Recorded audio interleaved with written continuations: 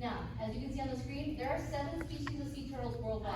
How about that last one? Now that one's really unique because you can only find it down in Australia. Yeah, it's an Australian flatback. Of these 3 main nesters that we have here, the one we're going to focus on tonight is the loggerhead sea turtle. Now, the loggerhead sea turtle is the most common nester that we have on our beaches, and they can be an average weight of 250 to 300 pounds. We have here a loggerhead carapace. Now, the reason we want to focus on the loggerheads is locally, they are actually doing really, really well. Globally, they still are on the threatened and endangered list, but here they're actually vulnerable, so they're doing a little bit better. So by observing these guys, we know we'll have less of an impact on a very vulnerable or threatened species. We're going to talk a little bit about the sea turtle nesting process. The first step is that the female needs to come up and find a spot to nest. We do have things that are called false crawls. Now, a false crawl is where she will come up and not lay any eggs. So there's things like bright lights, if there's a lot of people, if she sees a lot of big beach furniture and she can't tell what it is, she might get really spooked. Another thing is the sand might not be right. They are really, really picky. And so she might come up and just be like, this doesn't feel like the right spot, and just go right back. After a turtle comes up, she is going to then create a body pit and dig an egg chamber. Now, her egg chamber is going to be between 2 and 7 feet deep, depending on the species. And it's going to look something kind of like this. So this will be the top of the sand. It'll kind of have a nice V shape for her to lay her eggs. So if I were to take, say, a chicken egg, right? And I were to hold it like this and drop it, what's going to happen when it hits the ground? It's going to shatter, right? Yeah, it's going to break. So these turtle eggs actually have to be really soft, so when they fall down the hole, they don't break when they hit the bottom. She's going to lay between 80 and 120 eggs. Once that is done, she's going to camouflage her nest. That really help give her eggs the best chance that she can give them. So after about 2 months, our nest is going to hatch, and all of our eggs are going to hatch at once. Now, why do you think all these turtles would hatch at the same time? So if you are one little turtle, your odds of getting eaten by a seagull are really high. If you're 1 in 100, your odds go down, you can kind of blend in. Another reason that they need to all hatch at once is they are about 2 feet under the ground. So when they all hatch at once, they're able to kind of use each other as like an elevator. So when we excavate these, 3 days after they've hatched, sometimes we'll find ones that hatch late that will still be stuck in the nest. The turtles will lay their eggs at night, and they'll also hatch at night. There are less predators, and the sand is a lot cooler. You gotta remember, they have like feeling on their little bellies, so you don't wanna crawl through that really hot sand. They also use the moon and the stars to help orient themselves and find the ocean. Only about 1 in 1,000 will make it to become an adult. We are in like almost at peak nesting season right now. In this 3 miles, I think we have over 550 nests right now. And we are just about to hit peak season. So we are in for we think it's gonna be a record-breaking year for us. So can anyone tell me some threats to our nesting sea turtles? So lights, what else? Yes, pollution and trash is a big one. People, yes, that is a huge one. There's also obstacles that are listed on the beach, like beach furniture. If you look at this picture, you may think, oh, it just looks like there's a bunch of sand. However, that is actually a sea turtle nest. So this turtle came up, and they don't have very good eyesight on land. So kind of like if you open your eyes underwater, the turtle's eyes really aren't made to be above the sea level. Very hard, especially at night, for them to make out what it is. So this turtle hit and ran right into that chair. Thankfully, she did nest. A lot of times after something like this, they won't nest and will go right back to the water.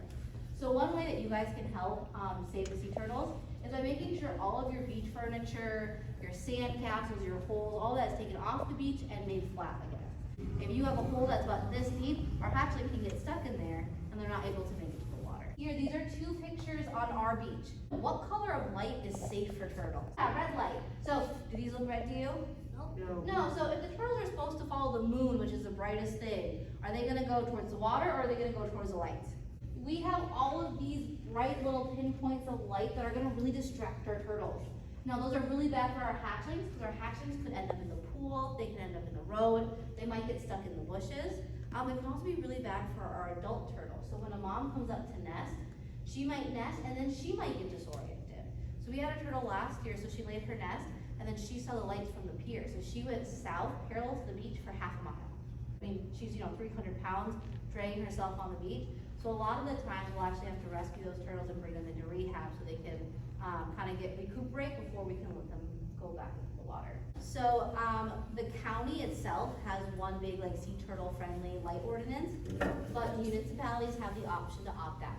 So for example, Ocean Ridge, they have an ordinance, you're not allowed to have lights on the beach at night during nesting season. Gulfstream Park does not. So what we do is we'll go out once a month, we take pictures of all these lights, and then we kindly ask everyone to turn them off, we explain what the problem is, and we actually have free red light bulbs. We have seen a lot of people using their red flashlights on the beach at night, which is great. It is so much better than the white light. However, turtles can still see red. It kind of looks almost like a shadow. And so people are going out at night and shining this red flashlight in our turtles' eyes, and it still actually causes them not to nest, because they can still kind of see something's wrong.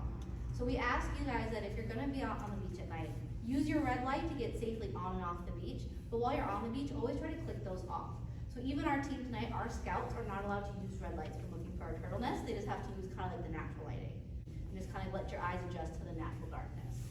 Watching a sea turtle nest is probably one of the coolest things I think you guys will ever see.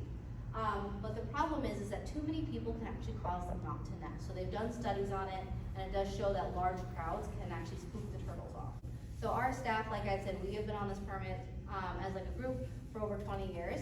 When we first started doing this last year, we still had to go through extra training, even though we have been doing this for so long, to make sure that we knew how to properly handle these nesting turtles. So we always ask that you could come either with our group or a different group, so that way you know that the turtle is in the right hands and they're not gonna get spooked and not nest. These walks are conducted under the Florida Fish and Wildlife Marine Turtle Permit and our trained personnel. It is very illegal to go out and do some of these activities on your own.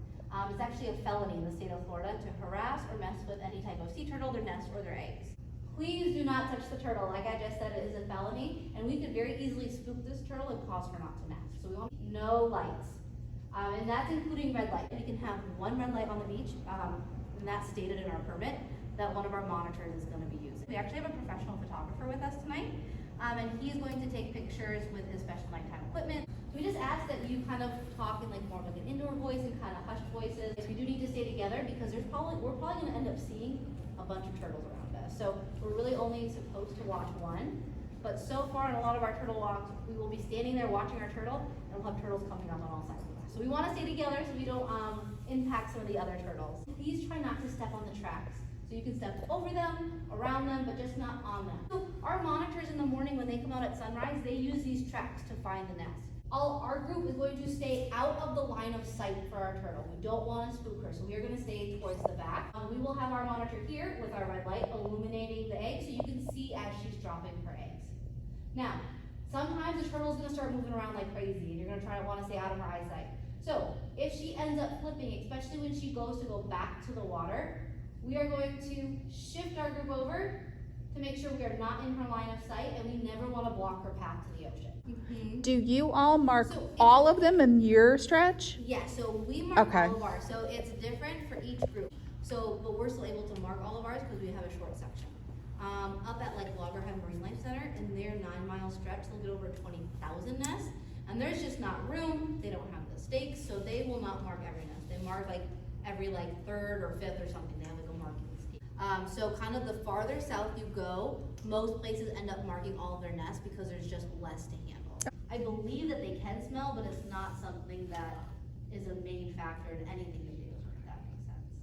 But the really, really warm summers we've been having, I think 90% of all the hatchlings that they've looked at have been female.